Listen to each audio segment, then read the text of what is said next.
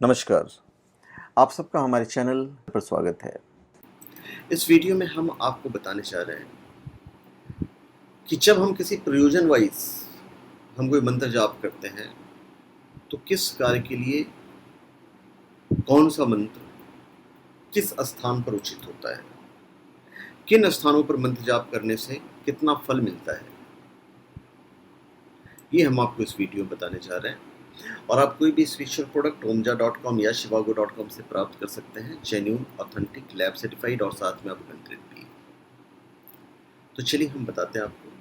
Video थोड़ा लंबा होगा तो फिर भी आप पूरा देखिएगा, तभी आप समझ पाएंगे पूरी बातों को।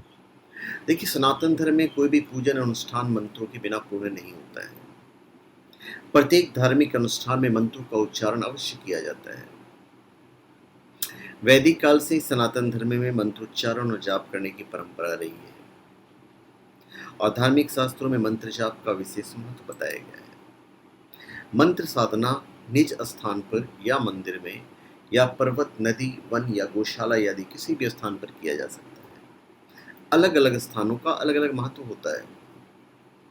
साधना की सफलता के लिए हमारे ऋषियों ने अपने लंबे और सूक्ष्म अनुभव के जरिए अलग अलग स्थानों पर जप ध्यान का अलग अलग महत्व और फल बताया है। तो चलिए हम वही आपको बताने जा रहे हैं। देखिए, जो लोग कहीं नहीं जा सकते तो ऐसे लोग अपने ही घर पर या जहाँ हैं वहीं पर मंत्र जाप कर सकते हैं। निज स्थान या अपने ही स्थान पर किया गया जप सामान्य लाभ देता है। तो ऐसे में नहा धोकर आसन बिछाकर भगवान के चित्र या मूर्ति के सामने बैठकर दीपक या धूप बत्ती आदि जलाकर मंत्र जाप करना और भी अच्छा माना जाता है। ठीक है। अब सूर्योदय के समय या उससे पहले के जप, हम सब जितनी महान विभूतियों या शक्तिशाली लोगों के बारे में पढ़ते हैं उनमें एक बात जरूर देखने को मिलती है कि सभी महान, ताकतवर या सफल लोग सूर्योदय से पहले ही सोकर उठते थे, क्योंकि वे सब सेहत या स्वास्थ्य या जीवन या समय के लिए सूर्य और सुबह सुबह के समय का महत्व अच्छी तरह जानते थे और इसीलिए उस सबसे महत्वपूर्ण और जरूरी समय को बिल्कुल नहीं गवाते थे। ब्रह्म मुहूर्त सूर्योदय से लगभग 96 मिनट पहले शुरू होता है और 48 मिनट पहले खत्म हो जाता है। इसलिए सूर्योदय से 50 मिनट पहले उठ जाना चाहिए। इस समय उठने पर पिट्यूटरी ग्लैंड से ऐसे हार्मोन्स बनते हैं जिनसे उत्साह, ऊर्जा और स्फूर्ति बढ़ती है और इस समय प्रकृति को करीब से महसूस किया जा सकता है। शास्त्रों के अनुसार सूर्योदय के समय या उससे पहले मंत्र जाप करना बहुत प्रभावी होता है। इस समय स्वच्छ होकर अपने ही घर या स्थान पर बैठकर जाप किया जा सकता है। यदि आपको सर्व कार्य सिद्धि करना है तो अगस्त्य अथवा पीपल के नीचे बैठकर जाप करना चाहिए। लक्ष्मी कृपा के लिए कैथ अथवा बेले वृक्ष के नीचे, संतान सुख के लिए आम, मालती अथवा अलसी वृक्ष के नीचे, भूमि भवन के लिए जामुन वृक्ष के नीचे बैठकर जप करना चाहिए। धन्य धान्य के लिए बरगद अथवा कदम्ब वृक्ष के नीचे, पारिवारिक सुख, विवाह इत्यादि के लिए किसी नदी के तट पर, आरोग्य अथवा आयुष्य के लिए शिव मंदिर में, सर्व कामना सिद्धि के लिए देवालय अथवा पवित्र नदी के तट पर। तो प्रयोग काल में शब्द, नाम अथवा मंत्र आदि आप अपने प्रयोजन हेतु जिस पत्र पर लिखना है वो भी आपको देखना पड़ेगा किस पर लिखा जाता है। अभी शास्त्रों में केला, पीपल, बरगद, बिलव वृक्ष और तुलसी का बहुत महत्व बताया गया है। पीपल के पेड़ पर सारे देवी देवताओं का वास माना जाता है। 32 कोटि या 33 कोटि जो कहते हैं। सबसे ज्यादा ऑक्सीजन देने वाला पेड़ भी यही है। पीपल और बरगद के पेड़ के पास या उनके नीचे स्थापित शिवलिंग या किसी देवता की मूर्ति की उपासना का प्रभाव कई गुना बढ़ जाता है। पीपल के पेड़ के नीचे बैठकर एकाग्र मन से किया गया हनुमान चालीसा का पाठ बहुत अच्छा माना जाता है। इसी तरह बिलव वृक्ष, केला और तुलसी के पास बैठकर पूजा पाठ करने से वो पूजा सफल होती है और इन सभी पेड़ पौधों के पास या इनके नीचे बैठकर भगवान का जप करने से बहुत जल्द लाभ मिलता है। जब हम गौशाला में जप करते हैं तब की बात मैं करता हूँ। हम सब जानते हैं कि भगवान श्री कृष्ण ने सुरभि यानी गाय को अपनी माता ही माना है। गाय में भी 33 कोटि देवी देवताओं का वास माना गया है। गाय का गोबर, मूत्र, दूध सभी पवित्र होते हैं। गाय की सेवा करने वाले और उसे प्रसन्न रखने वाले व्यक्ति को किसी और की पूजा की जरूरत ही नहीं पड़ती। गाय में सभी तीर्थों का विवास माना गया है। गौशाला में एक तरफ शांति से किया गया मंत्र जाप 100 गुना फल देता है। ईश्वर को प्रसन्न करने के लिए मंत्र जाप करना तो सर्वश्रेष्ठ माना जाता ही है, लेकिन मंत्र जाप के बारे में पूरी जानकारी न होने के कारण कई गलतियां भी कर बैठते हैं, जिसके कारण हमें मंत्र जाप का पूर्ण फल प्राप्त नहीं हो पाता। तो मंत्र जाप का पूर्ण फल प्राप्त करने के लिए नियमों का भी ध्यान रखना जरूरी होता है।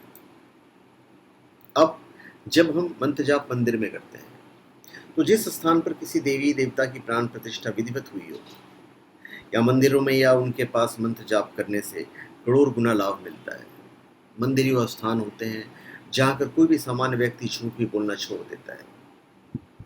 यहाँ लोग अच्छे काम करने के उद्देश्य से ही आते हैं। यहाँ घंटे, शंख, आरती इत्यादि की आवाज़ें गूंजती रहती है, इसलिए मंदिरों का वातावरण पॉजिटिव रहता है। जब हम ज्योतिर्लिंग या शिवलिंग के पास जप करते हैं तो फिर यहाँ तो मैं यही कहूँगा कि वैज्ञानिक रिसर्च ये साबित कर चुका है कि शिवलिंग ऊर्जा का स्रोत होते हैं। वो आसपास की ऊर्जा को अपने अंदर खींचकर उसे नियंत्रित करने में मदद करता है। शिवलिंग, प्राण प्रतिष्ठित शिवलिंग, वाहनलिंग, स्वयंभू ज्योतिर्लिंग, एक लिंग के पास बैठकर मंत्र जाप करने से अनंत गुना लाभ प्राप्त किया जा सकता है। ज्योतिर्लिंगों का महत्व बहुत ज़्यादा होता है, क्योंकि ज्योतिर्लिंग की स्थापना करने वाले भी भगवान या देवता ही हैं। जैसे रामेश्वरम की स्थापना स्वयं भगवान राम ने, तो मल्लिकार्जुन की स्थापना भगवान शिव के ही पुत्र कार्तिकेय जी ने, और इसी सोमनाथ की स्थापना चंद्र देवता ने की है। अब जब मंत्र जाप हम सिद्ध शक्तिपीठ में करते हैं तब की बात भाई, देवी सती के शव के अलग अलग अंगों से 52 शक्तिपीठों का निर्माण हुआ, और इन सभी शक्तिपीठों का बहुत महत्व है और ये बहुत ही पवित्र स्थान होते हैं। इन स्थानों में बैठकर जप करने से जल्द ही अनंत गुना लाभ मिलता है। बहुत लोग जंगल में जप करते हैं। जब नन्हे से भक्त ध्रुव ने नारद जी से पूछा कि मुझे किस स्थान पर भगवान विष्णु के नाम का जप करना चाहिए कि वो जल्दी प्रसन्न हो जाए, मुझे दर्शन दे दे, तब नारद जी ने उनसे वन में जाकर तपस्या करने के लिए कहा। हमारे यहाँ लगभग सभी ऋषि मुनि तपस्वी वन में ही किसी स्थान पर सुंदर और साफ सुथरा आश्रम बनाकर रहते थे।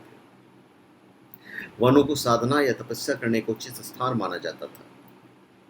यहाँ व्यक्ति प्रकृति के बहुत करीब होता है। वनों में किया गया मंत्र जाप 1000 गुना लाभ देता है।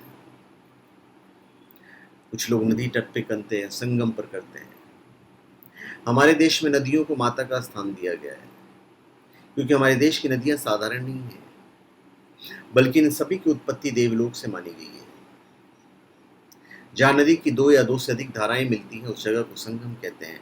जैसे इलाहाबाद में गंगा, यमुना और सरस्वती के मिलन को त्रिवेणी संगम कहते हैं। तो संगम पर स्थापित मंदिर और मेलों का भी विशेष महत्व होता है। किसी नदी तट या संगम पर किया गया मंत्र जाप लाख गुना लाभ फल देता है। और जब आप पर्वत पे करते हैं तो देखिए, पर्वत का वातावरण भी शांत और स्वच्छ होता है। तपस्वी लोग वहीं जो मूर्तियां शिवलिंग स्थापित करते थे वे आज सिद्ध मंदिर बन गए हैं। तो पर्वत पर किया गया मंत्र जाप 10,000 गुना लाभ देता है। अब ग्रहण काल पे आते हैं। सूर्य ग्रहण हो या चंद्र ग्रहण हो, उस समय किए गए मंत्र जाप का बहुत महत्व बताया गया है। इस अवसर को हाथ से न जाने देने का प्रयास करना चाहिए। किसी भी ग्रहण काल में अपने घर पर या मंदिर में या पवित्र नदी, संगम, पर्वत, गौशाला इत्यादि पर मंत्र जाप का अनंत फल मिलता है। किसी भी मंत्र जप की शुरुआत पूर्णिमा या अमावस्या से करना सबसे अच्छा होता है। तो ये वो स्थान है जो हमने आपको बताया। अब सुख समृद्धि के लिए हमें केले के पत्ते पर प्रयोजन लिखना चाहिए अपना। धन धान के लिए भोज पत्र पर, मान सम्मान के लिए पीपल के पत्र पर, सर्व कामना सिद्धि अनार के पत्र पर, लक्ष्मी कृपा के लिए बेल के पत्र पर, मोक्ष के लिए तुलसी पत्र पर, धन प्राप्ति के लिए कागज पर, और संतान गृहस्थ सुख के लिए बोझ पद पर। स्याही भी में इस्तेमाल की जाती है कि भाई किस चीज़ से लिखें, किस चीज़ से मंत्र का इस पे लिखें कि वो सिद्ध हो जाए। पर ये इस वीडियो का विषय नहीं है। इस वीडियो का जो विषय है मैं पूरा कर चुका हूँ। तो धन्यवाद। आप सबका हमारे चैनल पर स्वागत है। आप हमारे चैनल पर सब्सक्राइब करें और अपने कमेंट दीजिए। धन्यवाद।